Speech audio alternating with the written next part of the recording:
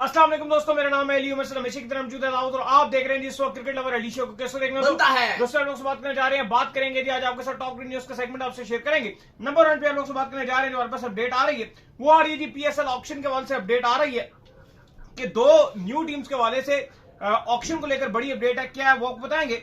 बात करेंगे रिजवान के हवाले से कि रिजवान अब सेंट्रल कॉन्ट्रैक्ट के ऊपर आ चुके हैं कि भाई मुझे सेंट्रल कॉन्ट्रैक्ट का बताया जाए, शफाफियत का बताया जाए, किस तरीके से मेरी तंजली हुई, क्या परफॉर्मेंस बुरी आई है, क्या आई है। मतलब इस वक्त जो रिजवान बड़े सवाल पूछ रहे हैं, शदीद मुश्किलात में भी आ सकते हैं मोहम्मद रिजवान। ये क्या स्टोरी है वो आपको बताएंगे।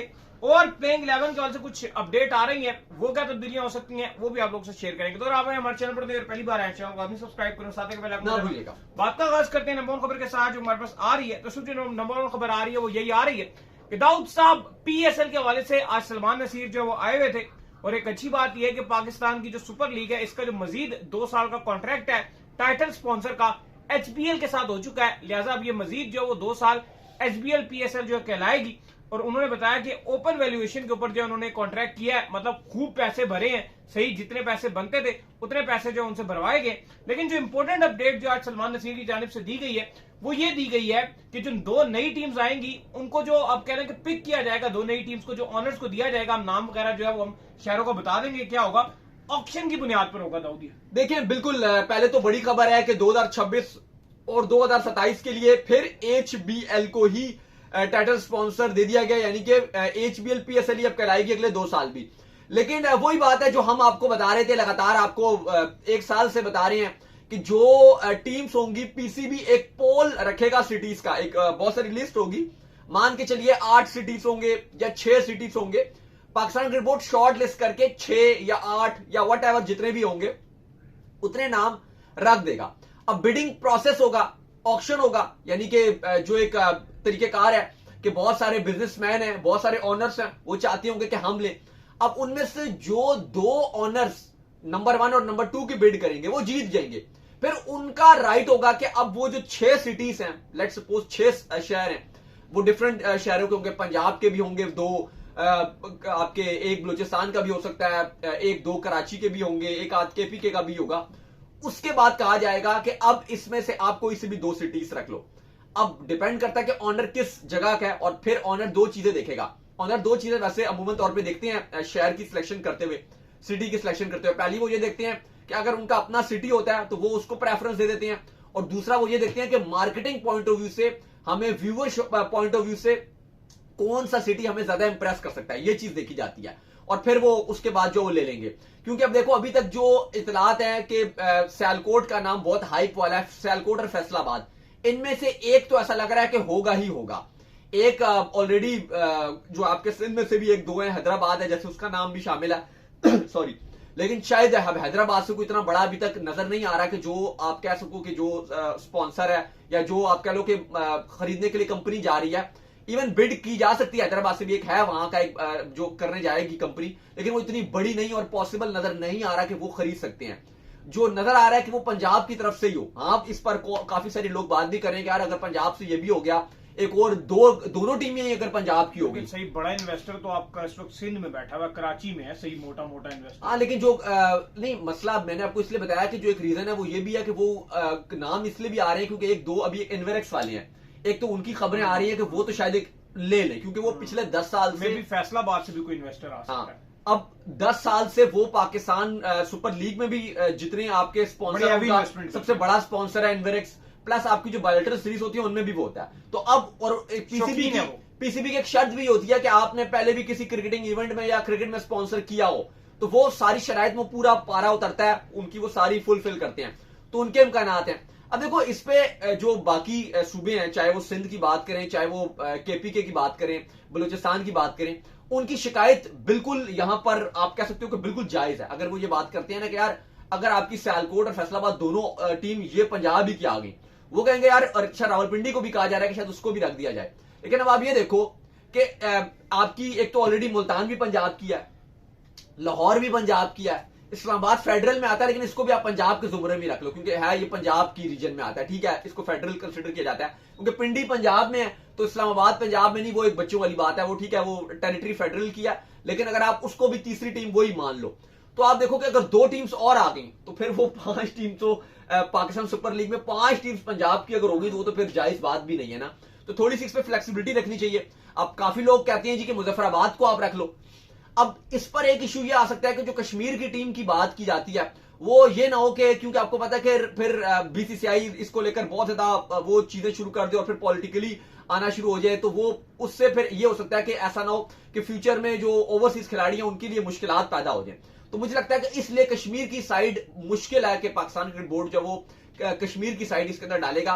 लेकिन हाँ, अब बाकी जो मुझे लग रहा है कि पॉसिबिलिटीज नजर आ रही हैं वो यही है कि पंजाब का तो एक कंफर्म मुझे नजर आ रहा है कि होगा, दूसरा मुझे नजर आ रहा है कि सिंध का एक टीम पॉसिबल है कि वो आ जाए। खैर, इसके बाद जो अपडेट आ रही है हमारे पास वो ये आ रही है कि रिजवान का जो है कोर्ट स्टेटमेंट सामने आया है, जिसमें जराए ये कोर्ट कर रहे हैं, डायरेक्टली तो उन्होंने इस तरह सोशल मीडिया पे नहीं कहा, लेकिन जराए ये कह रहे हैं कि रिजवान ये जानना चाहते हैं जो सेंट्रल कॉन्ट्रैक्ट में उनको डिमोट किया गया, जाहिर बात है, ये कैटेगरी में किसी को भी नहीं रखा गया, तो ये किस बुनियाद के ऊपर किया गया है, क्या ये परफॉर्मेंसेस की बुनियाद पर किया गया है, फिर ये जो सेंट्रल कॉन्ट्रैक्ट बनाया गया है इसको जांचने का तरीका क्या कि ये शफाफियत की बुनियाद पर है या नहीं है, और सेंट्रल कॉन्ट्रैक्ट में जो खिलाड़ी पिक किए जाते हैं, जो भी मामला होते हैं, ये किस तरीके से होते हैं। तो ये रिजवान ने सवाल उठाए हैं, जो कि मुझे लगता है कि ये वो राइट टाइम नहीं है कि जिसके ऊपर रिजवान ये समझ रहे हैं। शायद वर्ल्ड कप 2023 में जिस तरीके से इन कुछ खिलाड़ियों ने मिलकर एक ग्रुप बनाया था और उस ग्रुप ने मिलकर जो है फिर पाकिस्तान क्रिकेट बोर्ड को सही ब्लैकमेल किया था और सही उन्होंने अपने जो है वो पैसे बढ़वाए थे, और फिर हम सब ने देखा था कि वर्ल्ड कप 2023 के अंदर कितनी बुरी परफॉर्मेंसेस थी इनकी, लेकिन उसके बावजूद इन्होंने करोड़ों रुपए जो है पाकिस्तान क्रिकेट बोर्ड से ले लिए थे। वो टाइम वो था कि उस टाइम पर जो आपके चेयरमैन थे वो एक नॉर्मल से चेयरमैन थे, इतने ज्यादा तगड़े नहीं थे, और फिर वर्ल्ड कप 2023 में पाकिस्तान की टीम का जाना बड़ा जरूरी था। जाहिर बात है, खेलना था इन्होंने, तो पैसे जो है पाकिस्तान क्रिकेट बोर्ड को ही मिलने थे, जो सारा रेवेन्यू आना था, तो उसके चलते एक मुहिम चलाई गई जिस तरीके से उस टाइम पाकिस्तान क्रिकेट बोर्ड को ब्लैकमेल किया गया। मैंने और दाऊद साहब ने मिलकर जो सारी स्टोरी भी की थी, सारी चीजें जो आपको बताई भी थी कि क्या क्या चीजें उस टाइम पर हुई थी। तो मुझे लगता है कि दाऊद साहब ये अब वो टाइम है जिसके ऊपर अगर रिजवान इस तरह की बातें करेंगे तो उनके लिए मुश्किलात बढ़ेंगी। देखिए, ये टाइम एक ऐसा है कि बड़ा मुश्किल टाइम है। वो जो टाइम था वो बड़ा डिफरेंट टाइम था, खिलाड़ियों का टाइम था, फर्क था। पहला तो ये कि पाकिस्तान टीम की परफॉर्मेंस अच्छी थी। इवन पाकिस्तान की जो बुरा वक्त आया था पाकिस्तान टीम में वो 2023 के एशिया कप से आना शुरू हुआ था। एशिया कप में भी पाकिस्तान एकदम से वो इंडिया से हारा था और उसके बाद से पाकिस्तान का बुरा वक्त आया था, और फिर वो वर्ल्ड कप में भी बुरा वक्त चला। लेकिन उस टाइम वो सारे स्टार थे, उस टाइम एक बड़ी वैल्यू थी। पिछला आईसीसी इवेंट था 2022 का T20 वर्ल्ड कप, इवन हम जिम्बाब्वे से हारे थे लेकिन उसमें हम फाइनल खेले थे। 2021 का T20 वर्ल्ड कप उससे पिछला था, अच्छा उससे पहले आप 2022 का एशिया कप का फाइनल भी खेले थे। फिर अगर आप इसके अलावा देखो तो उस टाइम जो 2023 था वहां पे आपके प्लेयर्स की परफॉर्मेंसेस भी बड़ी अच्छी थी। और देखें, चूंकि परफॉर्मेंसेस अच्छी थी तो उस टाइम आप और आपका जो सारे प्लेयर्स थे वो इकट्ठे हुए थे। चाहे बाबर की बात करें, शाहीन की बात करें, आपके शादाब खान की बात करें, रिजवान की बात करें, सब थे। वो एक चीज डिफरेंट थी, वहां पर आपकी बात सुनी भी जा सकती थी क्योंकि आप पीछे भी अच्छी परफॉर्मेंस दिखा कर आ रहे थे। 2021 का वर्ल्ड कप की अगर आप बात करो वहां भी पाकिस्तान ठीक ठाक खेला था, वो वक्त और था। अभी इस टाइम पाकिस्तान की टीम उस पोजीशन पर नहीं है, मतलब कोई खिलाड़ी आपका, कोई भी खिलाड़ी, रिजवान तो छोड़ो आप, उनकी तो कप्तानी भी गई, वो तो टीम से भी गए T20 के, वो इस टाइम इस पोजीशन में नहीं है, बिल्कुल भी उस पोजीशन में नहीं है कि वो इस टाइम वो मुतालबा कर सकें। अच्छा, अब इस पर जो इंपॉर्टेंट चीज है कि अब रिजवान ने तो डिफरेंट डिमांड्स आप कहो कि वो चाह रहे हैं। पहला तो वही भी चाह रहे हैं कि जी मुझे बताया जाए कि मुझे कप्तानी से क्यों हटाया गया, वो ये भी इस पर भी बड़ा नाखुश है। फिर आपके मोहम्मद रिजवान एक और बात भी करते हैं कि भाई ए कैटेगरी में क्यों नहीं रखा, बी कैटेगरी में क्यों रखा। अब देखो, अब ये सवाल भी उस तरह से पूछा नहीं जा सकता। अगर हाँ 5, 6, 7 क्रिकेटर पूछते तो बात अलग थी। अब बात यह है कि रिजवान अकेले पूछ रहे हैं, बाकी भी तो कोई भी ए कैटेगरी में नहीं है, ना बाबर है, ना शाहीन शाह अफरीदी है, और रिजवान ने भी कुछ एक्स्ट्रा ऑर्डिनरी नहीं किया कि वो कहें जी मुझे क्यों रखा जाए। तो मकसद यह है कि इस टाइम एक भी ऐसा खिलाड़ी आपको नजर नहीं आ रहा जिसको आप बोलो कि हाँ जी आपको उस एक कैटेगरी में रखना चाहिए। और अभी रिजवान जिस तरह से, अगर बहुत सारा मैं देख रहा था कि सोशल मीडिया में इवन वो र्यूमर्स चल रही थी, फेक खबरें चल रही थी, लेकिन बहुत सारी चीजें चल रही थी कि जी रिजवान रिटायरमेंट दे सकते हैं, वो र्यूमर्स ही थी, बड़े नाखुश हैं। लेकिन देखो, रिजवान, मुझे लगता है कि रिजवान इस तरह के खिलाड़ी नहीं है कि वो जज्बात में आके एकदम ऐसा फैसला करे जो उनके लिए नुकसान दे। लेकिन एक मैं आपको चीज की जरूर गारंटी दे सकता हूं कि ये रिजवान के लिए, उनके अपने फ्यूचर के लिए ये बहुत गलत चीज होने जा रही है।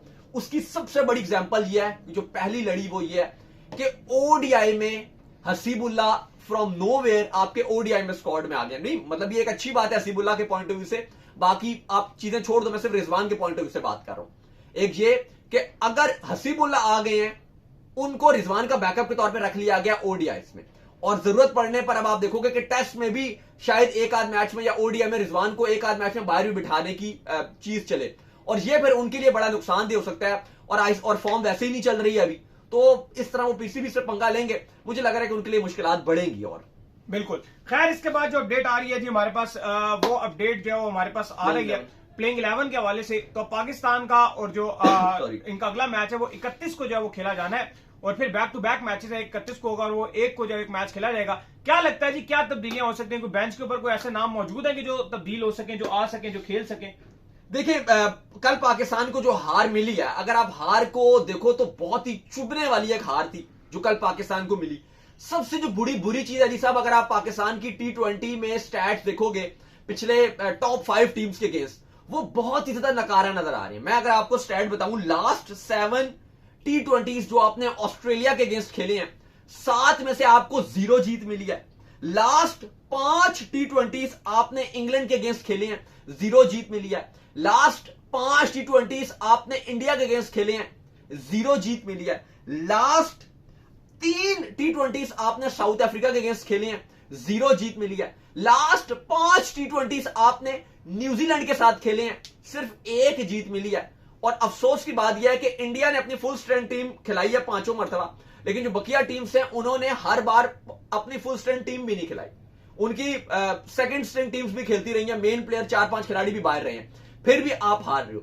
और उससे ज्यादा जो दुख की बात है अली साहब, वो कल ही देखने को ये मिली कि पिंडी जैसे इतने फ्लैट विकेट में भी आपके रन नहीं आए, आप रन नहीं बना रहे, आपकी टोटली सारे बैट्समैन फ्लॉप। सलमान अली आगा, उनकी फॉर्म ही नहीं है। बाबर आजम, उनसे बिल्कुल ही रन नहीं आ रहे। उस्मान खान कम बैक कर रहे हैं, रन बिल्कुल ही 0 परफॉर्मेंसेस। बाकी आपके फरहान है, वो ठीक है, थोड़े 2-3 शॉट मार दिए, वो आउट हो गए। साइम अयूब है, इतना ज्यादा शल में नजर आते हैं, बीच में 2-3 शॉट्स उन्होंने भी मारे, लेकिन वो डिसअपॉइंटमेंट थी। हसन नवाज, बाबर आजम, अभी मैं अली साहब से बात कर रहा था कि एक बाबर आजम के एक फैन थे, उन्होंने कहा कि बाबर आजम के जो हेटर्स है ना, बाबर आजम के हेटर्स, उनकी बड़ी टफ जॉब है। वो इसलिए टफ जॉब है क्योंकि उनको डेली काम करना पड़ता है, क्योंकि 3 साल गुजर गए हैं। जो हेटर्स हैं, एक भी दिन उनकी छुट्टी नहीं हुई। बिल्कुल ऐसा ही है, क्योंकि अगर आप बाबर आजम को पसंद नहीं करते ना, आप बाबर आजम के हेटर हो, तो आपके पास डेली कुछ ना कुछ होगा बोलने के लिए। डेली, एक दिन भी ऐसा नहीं होगा कि आप बोलो कि आप ना बोल सको। क्योंकि यार बाबर आजम ऐसे इस टाइम जो पिछले 3 साल में आप देखो, वो रोज मौका देते हैं, एक दिन भी शटअप कॉल नहीं दे रहे।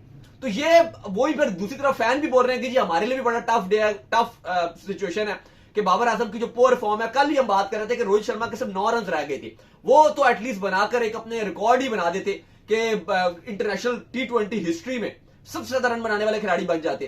काफी सारे बाबर आजम के रिकॉर्ड्स वेट कर रहे हैं, लेकिन वही बात है कि इतनी बेकार किस्म की गेंद में, बॉश की स्लोअर बॉल, ना लाइन ना लेंथ, सिंपल हाथों में गेंद फेंक दी, आउट हो गए।